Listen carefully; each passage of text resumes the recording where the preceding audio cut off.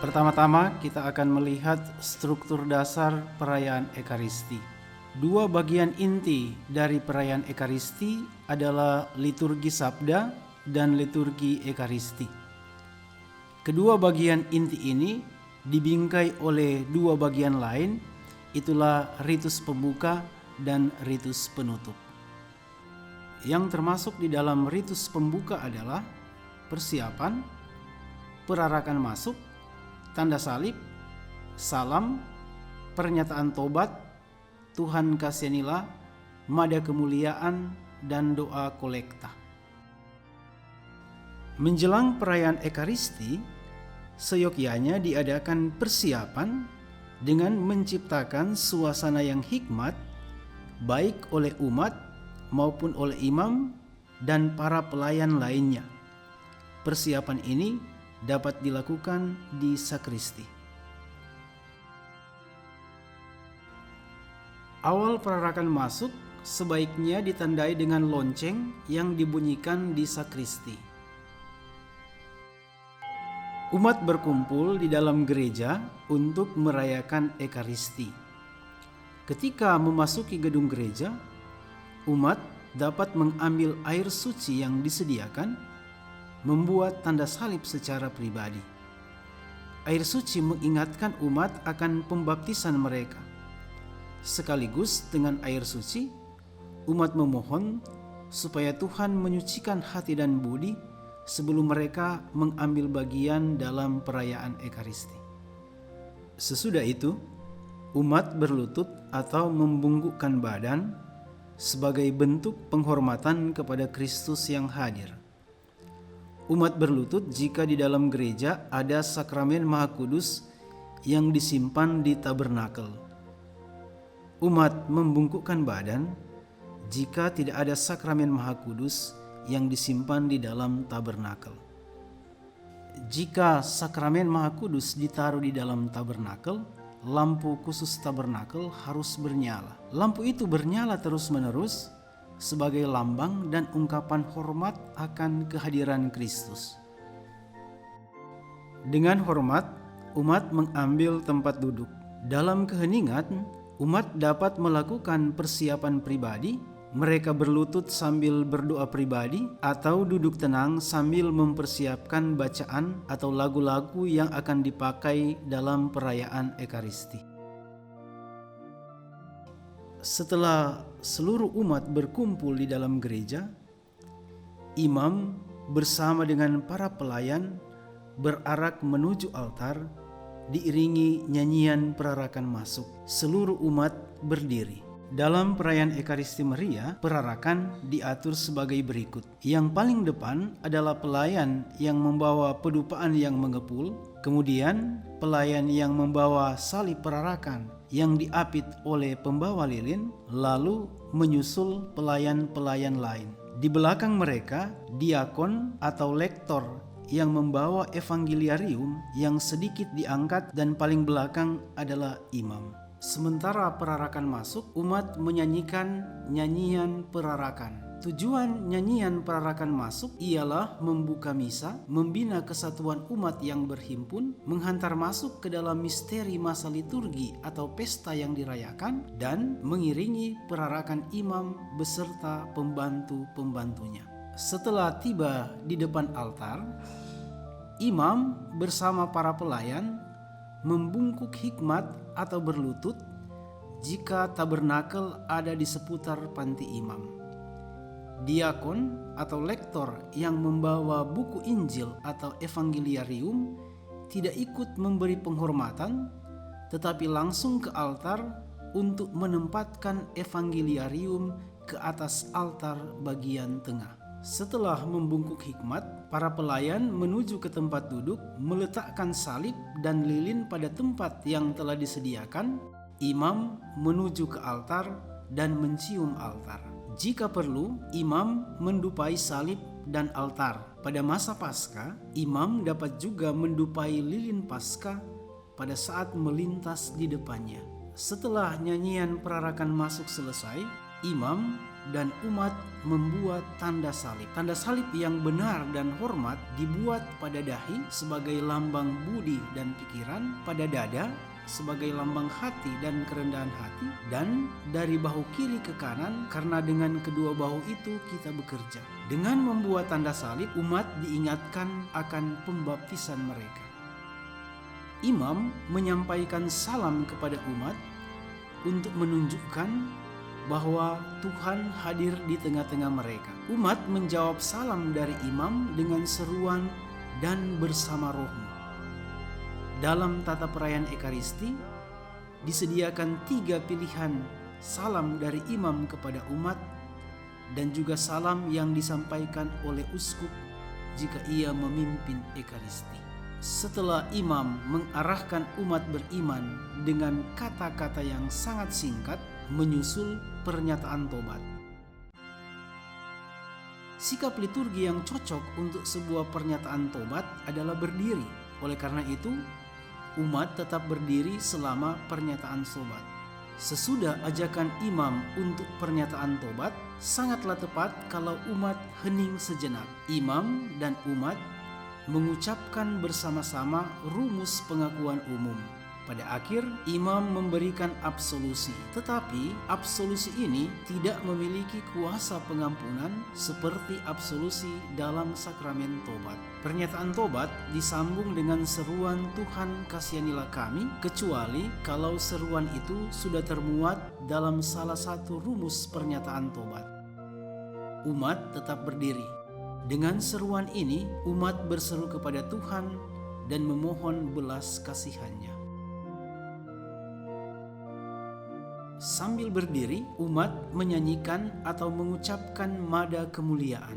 Mada ini dapat diangkat oleh imam atau solis atau kor dan dilanjutkan oleh umat bersama imam. Lewat mada ini, umat yang berkumpul atas dorongan Roh Kudus memuji Allah Bapa dan Anak Domba Allah serta memohon belas kasihannya. Teks mada kemuliaan tidak boleh diganti dengan teks lain. Sesudah mada kemuliaan, imam mengajak umat untuk berdoa. Umat bersama dengan imam berdoa sejenak dalam keheningan. Kemudian imam dengan tangan terentang mengucapkan doa kolekta. Doa ini mengumpulkan atau merangkumkan doa-doa yang dibawakan oleh imam dan umat dalam keheningan. Doa kolekta termasuk dalam doa presidensial atau doa yang diucapkan hanya oleh imam sebagai pemimpin perayaan.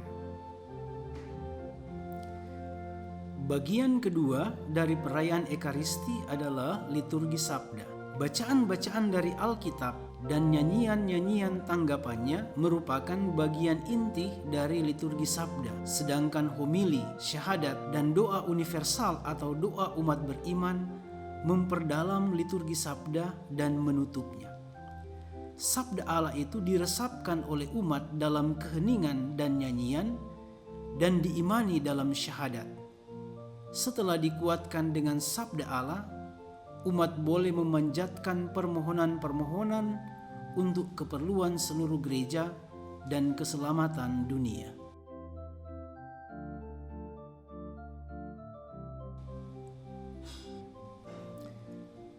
Lektor menuju ke mimbar, membaca bacaan pertama, dan semua umat mendengarkannya sambil duduk. Pada akhir bacaan, lektor berseru, "Demikianlah sabda Tuhan," dan umat menjawab, "Syukur kepada Allah." Sesudah bacaan pertama, umat hening sejenak untuk meresapkan sabda Allah. Saat hening ini juga dibuat sesudah bacaan kedua dan homili. Umat melakukan atau menyerukan ulangan Mazmur tanggapan. Pemazmur melakukan atau mendaraskan ayat-ayat sambil berdiri pada mimbar. Mazmur tanggapan merupakan unsur pokok dalam liturgi sabda. Karena itu, Mazmur tanggapan yang berisikan sabda Allah tidak boleh diganti dengan teks lain yang bukan berasal dari sabda Allah. Sebagaimana bacaan pertama, lektor membacakan bacaan kedua dari mimbar. Pada akhir bacaan, lektor berseru, "Demikianlah sabda Tuhan," dan umat menjawab, syukur kepada Allah. Sesudah itu, umat hening sejenak untuk meresapkan sabda Allah. Haleluya, dan bait pengantar Injil diangkat oleh solis atau kor. Semua umat berdiri. Dengan aklamasi ini, umat menyambut dan menyapa Tuhan yang siap bersabda. Di luar masa Prapaskah, dilakukan bait pengantar Injil dengan haleluya. Dalam masa Prapaskah, dilakukan bait pengantar Injil tanpa haleluya. Kalau tidak dinyanyikan, bait pengantar Injil dapat ditiadakan. Kalau perlu, imam mengisi pedupaan. Para pelayan altar membantu imam mempersiapkan pedupaan. Jika diakon hadir, ia bertugas untuk mewartakan Injil.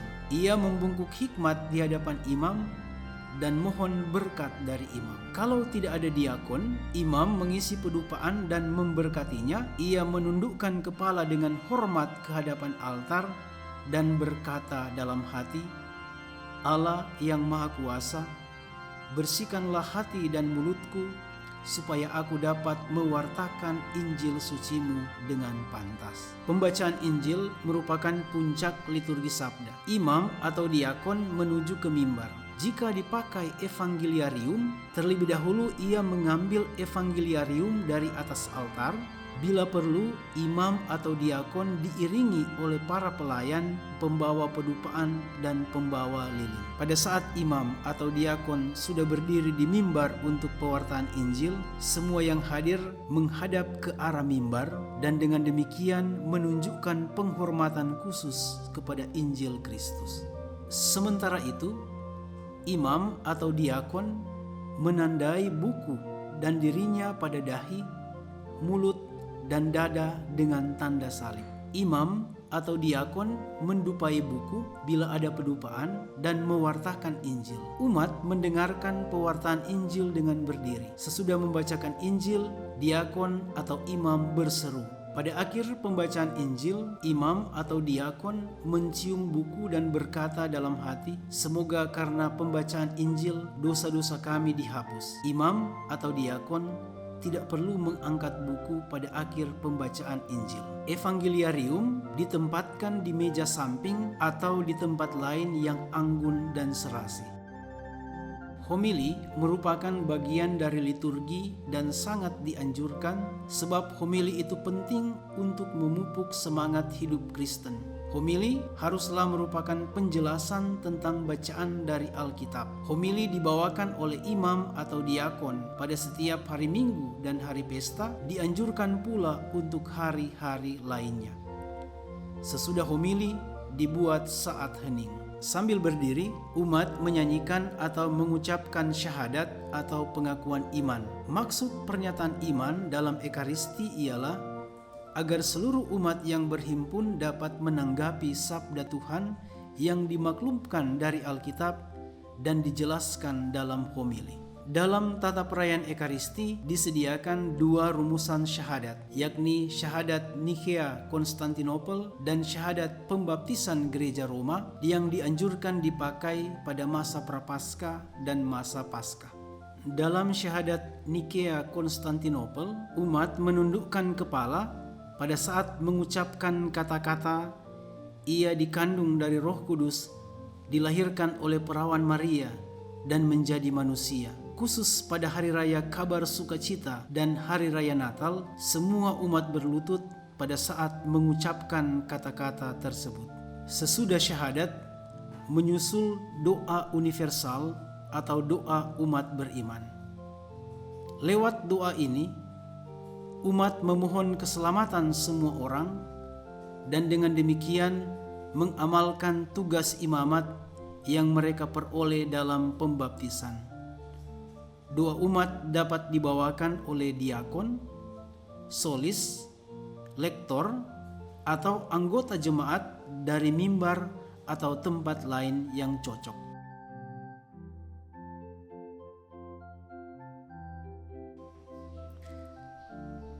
Bagian pertama dari liturgi Ekaristi adalah persiapan persembahan. Semua umat duduk.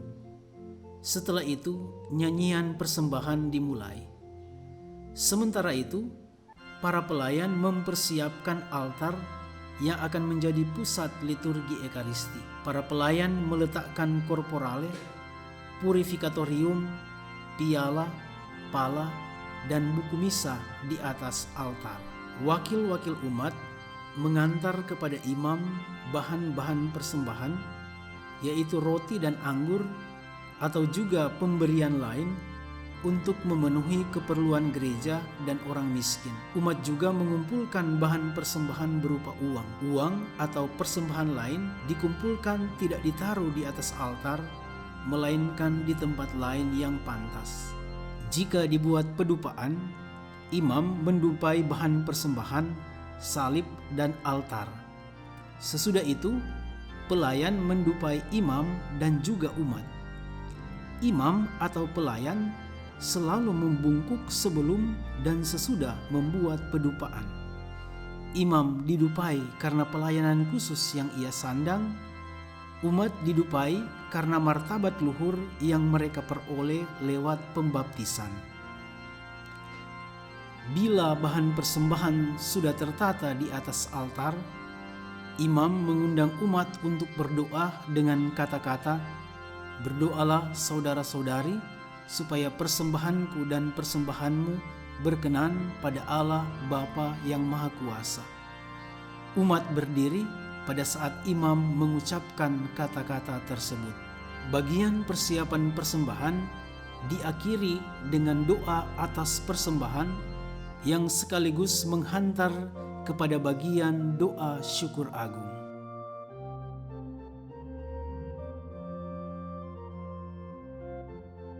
Pusat dan puncak seluruh perayaan sekarang dimulai, yakni doa syukur agung, suatu doa syukur dan pengudusan. Melalui doa syukur agung, umat menggabungkan diri dengan Kristus dalam memuji karya Allah dan dalam persembahan kurban. Seluruh umat berdiri selama doa syukur agung. Imam atau pelayan lain dapat mengumumkan kepada umat teks doa syukur agung yang akan digunakan. Putra-putri altar membunyikan bel atau gong sebagai tanda dimulainya doa syukur agung. Sesudah aklamasi kudus, umat dapat berlutut sampai dengan akhir doa syukur agung. Kebiasaan ini bisa dipertahankan. Kisah institusi atau konsekrasi adalah bagian yang sangat sakral dalam doa syukur agung. Pada saat imam mengangkat dan memperlihatkan hosti yang sudah dikonsekrasi kepada umat, umat menyembah dengan melihatnya penuh hormat. Ketika imam meletakkan hosti di atas patena dan menyembahnya, umat turut memberikan penghormatan dengan menundukkan kepala. Juga ketika imam mengangkat dan memperlihatkan piala kepada umat, umat menyembah dengan melihat piala itu penuh hormat. Pada saat imam meletakkannya dan berlutut menyembah, umat turut memberikan penghormatan dengan menundukkan kepala. Imam mengajak umat melakukan atau mengucapkan salah satu aklamasi anamnesis. Aklamasi ini bertujuan untuk memberikan kesempatan kepada umat berpartisipasi dalam doa syukur agung. Doa syukur agung ditutup dengan doksologi yang diucapkan oleh imam sendiri atau bersama imam lain dalam misa konselebrasi. Pelayan tidak perlu membuat ukupan atau membunyikan lonceng pada saat imam mengangkat piala dan hosti di atas patena. Perayaan Ekaristi adalah perjamuan Paskah. Maka, seperti diamanatkan Kristus, umat beriman yang mempersiapkan hati dengan baik hendaknya menyambut tubuh dan darah Kristus sebagai makanan rohani. Doa Bapa Kami membuka bagian komuni. Doa ini diucapkan atau dinyanyikan oleh imam bersama-sama dengan seluruh umat. Umat menyanyikan atau mengucapkan doa Bapa Kami dengan sikap doa liturgis, yakni berdiri dan dengan tangan terkatup. Sikap tubuh yang seragam sangat penting dalam liturgi. Keseragaman menandakan kesatuan seluruh jemaat yang berhimpun. Sikap tubuh yang sama juga mencerminkan dan membangun sikap batin yang sama pula. Dalam doa damai, gereja memohon damai dan kesatuan bagi gereja sendiri dan bagi seluruh umat manusia. Sedangkan umat beriman menyatakan persekutuan dan cinta kasih satu sama lain sebelum dipersatukan dalam tubuh Kristus. Semua yang hadir saling memberikan salam damai menurut kebiasaan setempat. Imam memberikan salam damai kepada diakon atau pelayan. Seyogyanya, setiap orang memberikan salam damai hanya kepada orang-orang yang ada di dekatnya atau dengan cara yang pantas. Pemecahan roti menandakan bahwa umat beriman yang banyak itu menjadi satu karena menyambut komuni dari roti yang sama, yakni Kristus sendiri yang wafat dan bangkit demi keselamatan dunia. Sementara imam memecah-mecah roti dan memasukkan sepotong kecil dari roti itu ke dalam piala berisi anggur, umat menyanyikan atau mengucapkan Anak Domba Allah sambil tetap berdiri. Imam menyiapkan diri dengan berdoa dalam hati dengan menggunakan rumus doa yang tersedia. Umat juga menyiapkan diri dengan berdoa pribadi sebelum menyambut komuni. Umat boleh mengambil sikap doa pribadi yang sesuai, misalnya dengan berlutut. Ketika imam mulai menyambut tubuh Kristus, nyanyian komuni dimulai. Nyanyian ini berlangsung terus selama umat menyambut dan berhenti kalau dianggap cukup. Sangat dianjurkan agar umat menyambut tubuh Tuhan dari hosti-hosti yang dikuduskan dalam misa yang sementara dirayakan. Pelayanan komuni diberikan oleh imam sendiri bersama diakon atau imam lain, atau oleh pelayan komuni awam yang biasa disebut pelayan komuni tak lazim. Umat tidak diperkenankan mengambil sendiri roti kudus atau piala, apalagi memberikannya antar mereka. Umat dapat menyambut komuni entah berlutut atau berdiri. Umat maju dalam bentuk prosesi komuni dan menuju kepada imam atau petugas lain, entah sendiri-sendiri atau berdua-dua. Kalau umat menyambut sambil berdiri, sebelum menyambut tubuh dan darah Kristus, mereka menyatakan tanda hormat, misalnya dengan menundukkan kepala. Jika umat menyambut sambil berlutut, mereka tidak membuat tanda penghormatan lain terhadap sakramen Maha Kudus, sebab berlutut sendiri sudah merupakan ungkapan penghormatan. Umat menyambut komuni entah dengan lidah sambil berlutut atau dengan tangan sambil berdiri. Begitu diterima, hosti langsung dimakan. Apabila umat menerima komuni dengan tangan, mereka melangkah ke samping sebelum memasukkan hosti ke mulutnya. Sesuai ketentuan rubrik, setelah komuni selesai, imam membersihkan patena dan piala. Sebaiknya pembersihan dilakukan pada meja kredens atau boleh ditangguhkan sampai sesudah perayaan Ekaristi. Sesudah komuni, sebaiknya diadakan saat hening sejenak untuk berdoa dalam hati. Saat hening dapat diganti atau dilanjutkan dengan nada pujian berupa mazmur atau nada lainnya. Doa sesudah komuni adalah doa presidensial dan berfungsi untuk menutup ritus komuni. Jika ada doa-doa devosional lain yang ditambahkan dalam Ekaristi, maka doa-doa tersebut harus dibuat sesudah doa sesudah komuni dan bukan sebelumnya. Semua umat duduk. Petugas membawakan pengumuman. Isi pengumuman sebaiknya singkat dan berkaitan dengan seluruh umat, misalnya kegiatan atau jadwal liturgi atau penerimaan sakramen yang melibatkan seluruh umat dan bukan pengumuman pribadi. Semua umat berdiri dengan tangan terkatup sambil menundukkan kepala. Umat menerima berkat penutup dari imam. Diakon atau imam sendiri mengutus umat dengan berkata, "Saudara-saudari, "Pergilah, misa sudah selesai." Dan umat menjawab, "Syukur kepada Allah," atau dengan rumusan lain yang tersedia. Imam menghormati altar dengan menciumnya atas cara yang sama seperti pada perarakan masuk. Ia pergi ke tengah-tengah panti imam. Setelah membungkuk hikmat bersama dengan pelayan awam, ia meninggalkan ruang altar. Perarakan dapat diiringi nyanyian atau musik instrumentalia yang sesuai. Sesudah Ekaristi, umat diutus ke kehidupan harian. Mulailah sebuah Ekaristi yang dihidupi.